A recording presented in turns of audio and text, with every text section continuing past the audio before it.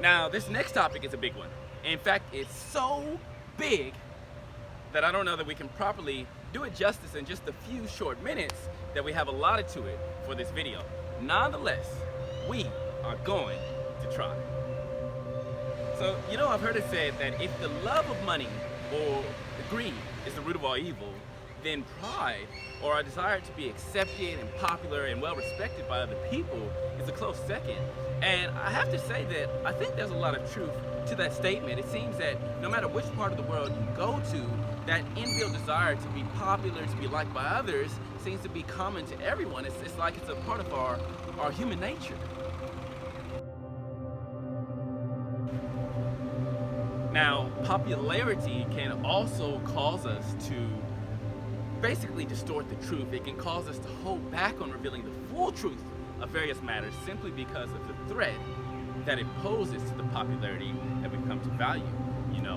It can so often cause us to even hold back on reaching out to others in love, simply because doing so may actually pose a risk to the popularity that we so much come to value. So that's something that we very much need to be aware of.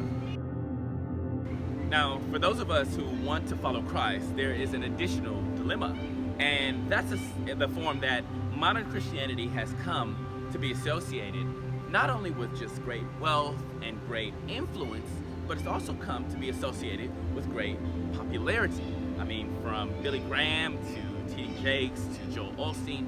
When you picture a Christian today, the image that usually comes to mind is someone who's popular, who's well respected, who's well spoken of by virtually everyone. However, is that picture actually consistent with the life and the teachings of Jesus Christ? Of course not. Jesus actually said that it's the false prophets who are popular and well respected, and he said that a true prophet is actually persecuted, is actually reviled, is actually basically hated upon. You see? It's the false prophets that are glorified and glamorized and flattered. They're the ones that are speaking untruths, and that's why they're so popular. Jesus said that which is highly esteemed among men is actually an abomination before God. And even in his own life, Jesus himself was actually hunted down and killed as a common criminal, despite the fact that he only used his life to help people and to heal people and to teach other people to do the same. So it should be pretty clear that for us as Christians, popularity is not actually the path that we want to pursue, or as the Apostle James actually said, friendship with the world is enmity with God. I don't know, ostracism is never easy. I don't really know anyone personally who really likes the idea of being slandered and persecuted, ill-spoken of and misrepresented simply for the sake of their stance for the truth. I know I don't like it.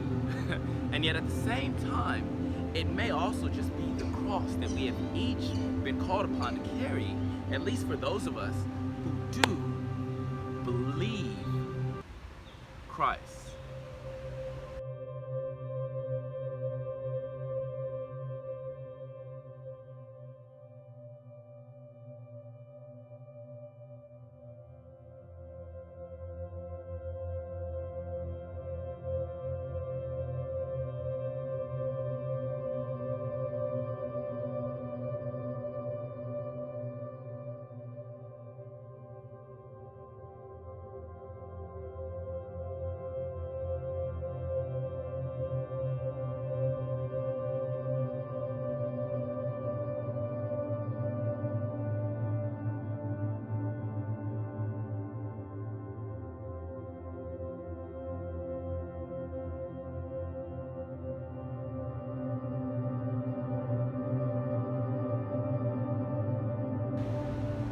Forsaking all for Christ is not just about forsaking our money and our material possessions. It's not just about forsaking our time and our ambitions, but it's also about forsaking our desire for acceptance and popularity in this very much temporal life, this temporal world that we're passing through. And I personally believe that those of us who agree with that message, we need to do all we can to encourage each other and just to remind each other that if we are persecuted, if we are mistreated, if we suffer in this life simply for the sake of our stance for the truth, great is our reward in heaven, man. That is good news. Oh, yes. All right, so I think we're gonna leave it there for now. If this video has inspired you in any way, or even if you know someone who you think might benefit from watching it, please do feel free to share it with them. And even more importantly than that, please do remember to keep seeking the kingdom. God